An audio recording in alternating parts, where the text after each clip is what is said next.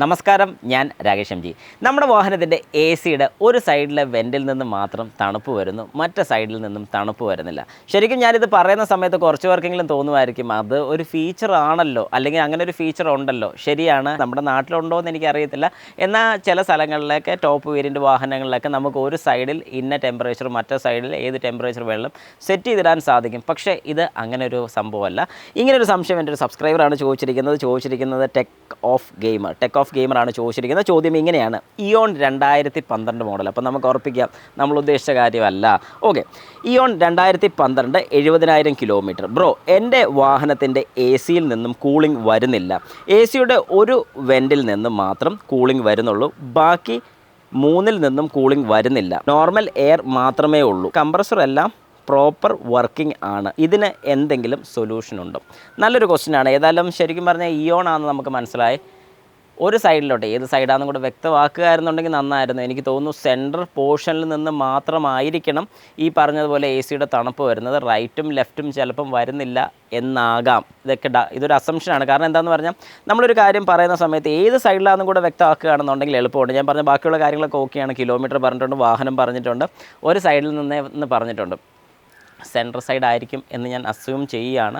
ഇനി ലെഫ്റ്റ് ആകാം, റൈറ്റ് ആകാം. അങ്ങനെ ഉണ്ടെങ്കിൽ ജസ്റ്റ് ഒന്ന് കമൻറ്റ് ബോക്സിൽ നിന്ന് കമൻറ്റും കൂടെ ചെയ്യാം.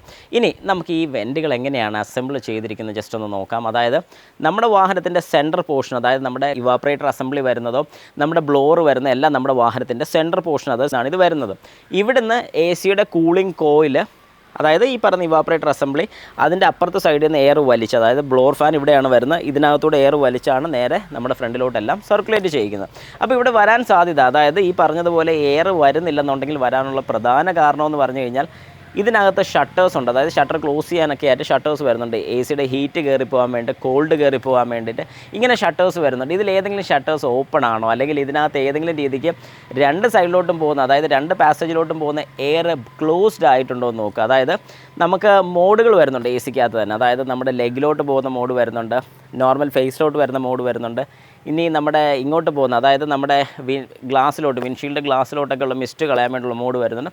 ഇങ്ങനെ ഒരുപാട് മോഡ് വരുന്നുണ്ട്. അപ്പോൾ ഈ മോഡിൽ ഏതെങ്കിലും മോഡ് ചേഞ്ച് ആയി കിടക്കുന്നുണ്ടെങ്കിലോ, ഇതിൻ്റെ ഷട്ടർ ക്ലോസ്ഡ് ആണെന്നുണ്ടെങ്കിലോ ഒരു കാരണവശാലും സൈഡിലോട്ട് വരത്തില്ല. അപ്പോൾ എങ്ങനെ ഫ്രണ്ടിൽ കൂടെ വരുന്നതെന്ന് ചോദിച്ചാൽ ചെറിയ രീതിക്ക് എന്തെങ്കിലും ലീക്കായി വരുന്നതും കൊണ്ടും വരാൻ ചാൻസസ് കൂടുതലാണ്. അപ്പോൾ ഇങ്ങനെ വരുന്ന സമയത്ത് ഏറ്റവും നല്ലൊരു പ്രൊവിഷൻ എന്ന് പറഞ്ഞാൽ ആദ്യം ഇത് അഴിച്ചു നോക്കുക. അതായത് എ സി വെൻറ്റിലോട്ട് പോകുന്ന ആ കണക്ഷൻസും കാര്യങ്ങളൊക്കെ നമ്മൾ അഴിച്ചു നോക്കുക. അഴിച്ചു നോക്കിയിട്ട് ഇതിൻ്റെ പാസേജ് പ്രോപ്പറായിട്ടുള്ള രീതിക്കാണോ ഇതിൻ്റെ എയർ സർക്കുലേഷൻ നടക്കുന്നത് നോക്കുക. ഇൻ കേസ് കൂളിംഗ് കോയിലോ വല്ലതും ബ്ലോക്ക് ആയിട്ടുണ്ടെങ്കിൽ ഈ പറഞ്ഞ പോലെ എയർ ഫ്ലോ കുറയും. പക്ഷേ ഒരു സൈഡിൽ മാത്രം നോർമൽ, ഒരു സൈഡിൽ മാത്രം കൂളിംഗ് വരുന്ന ആ ഒരു പ്രശ്നം വരത്തില്ല. ഇങ്ങനെ മാത്രം വരുന്നുണ്ടെന്നുണ്ടെങ്കിൽ നമുക്ക് ഉറപ്പിക്കാം ഇതിനകത്തുള്ള വെൻ്റ് എവിടെ ബ്ലോക്ക് ആയിരിപ്പുണ്ട്.